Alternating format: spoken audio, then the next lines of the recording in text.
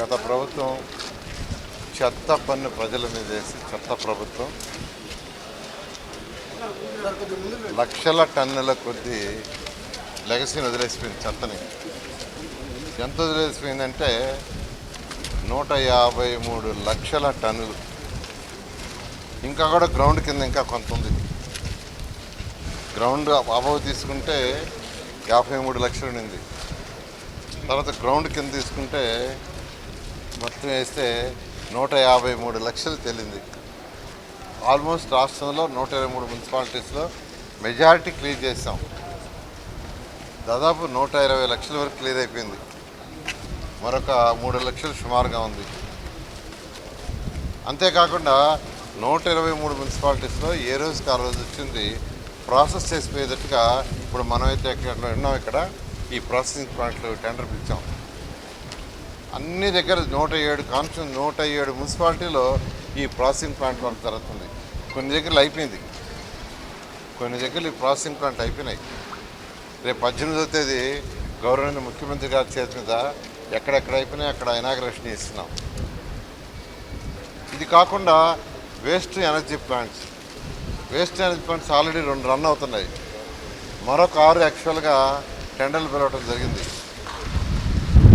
కాకినాడ అయితే already start అయిపోయింది project. నెల్లూరులో ఈరోజు విజిట్ చేశాను.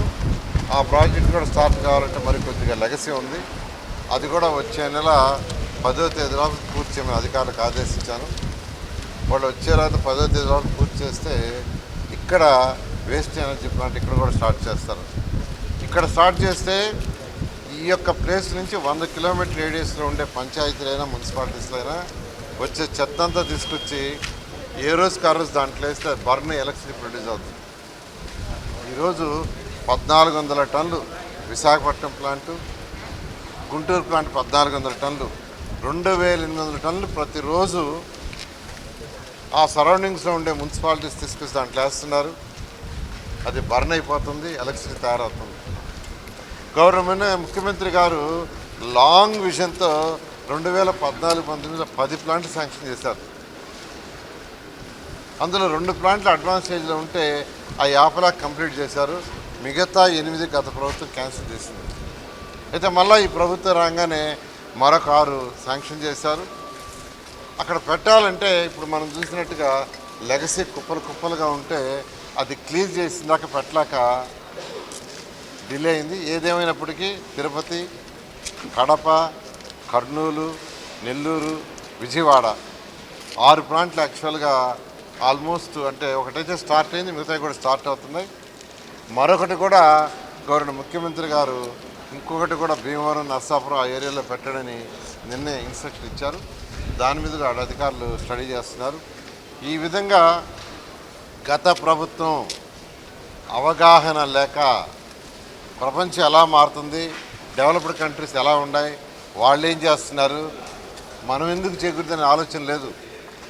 2014-19లో నేను స్టడీ చేస్తే ఆ రోజుకి చైనాలో 350 ప్లాంట్లు ఉన్నాయి వేస్ట్ ఎనర్జీ ప్లాంట్. ఈరోజు 1100 ఉన్నాయి.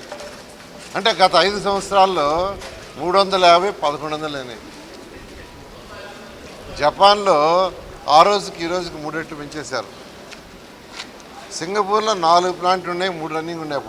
ఇప్పుడు 7 ప్లాంట్లు.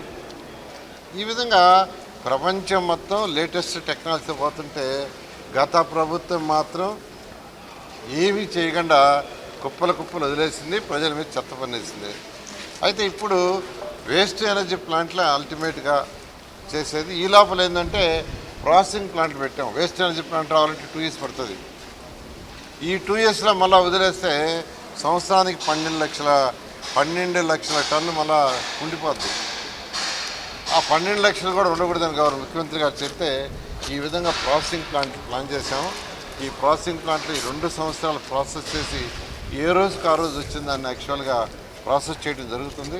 ఈ 2 సంవత్సరాలు అయిపోతే 2 సంవత్సరాల తర్వాత ఈ 8 ప్లాంట్లు మరొక ప్లాంట్ కూడా వస్తే ఈ రాష్ట్రంలో రోజు వచ్చే 7,000 టన్నులలో 6,800 టన్నులు ఏ రోజుకి ఆ రోజు ప్రాసెస్ చేసి యాక్చువల్గా పవర్ జనరేషన్ అవుతుంది. ఆ విధంగా యాక్చువల్గా ఈ ప్రభుత్వం చేసింది. గత ప్రభుత్వం లాగా అవకతవకలు కాకుండా ఒక సిస్టమేటిక్గా చేస్తూ ముందుకు